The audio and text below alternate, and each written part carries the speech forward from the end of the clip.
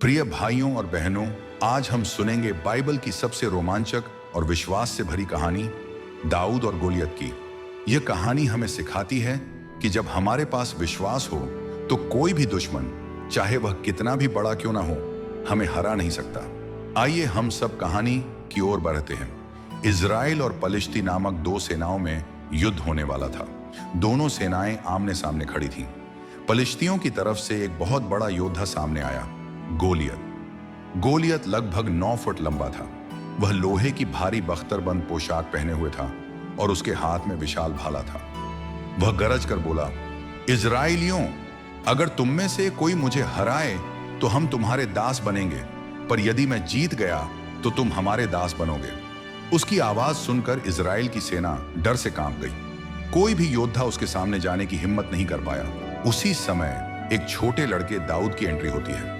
वह सैनिक नहीं था, बल्कि एक चरवाहा था जो अपने पिता की भेड़ों की देखभाल करता था। उसके पिता ने उसे सेना में अपने भाइयों के लिए भोजन पहुंचाने भेजा था। जब दाऊद ने गोलियत की गरजती आवाज सुनी तो उसने पूछा, यह कौन है जो जीवित परमेश्वर की सेना का अपमान कर रहा है? लोगों ने कहा, यह गोलियत है जो 40 दिन से हमें चुनौती दे रहा है। दाऊद ने दृढ़ता से कहा, मैं इस पलिश्ती से लड़ूंगा। प्रभु जिसने मुझे शेर और भालू से बचाया है, वही मुझे इससे भी बचाएगा। लोगों ने दाऊद को राजा शाऊल के पास ले गए।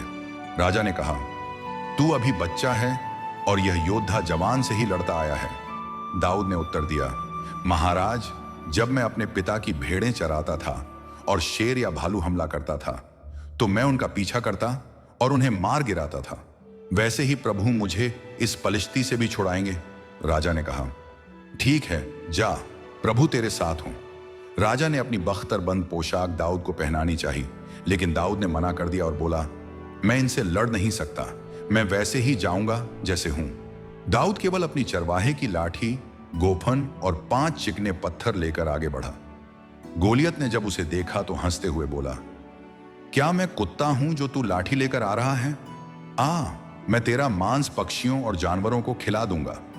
दाऊद ने निर्भीकता से उत्तर दिया, तू तलवार, भाला और भाले के साथ मेरे पास आता है, लेकिन मैं जीवित परमेश्वर के नाम से तेरे पास आता हूं, जिसने इस सेना का अपमान किया है।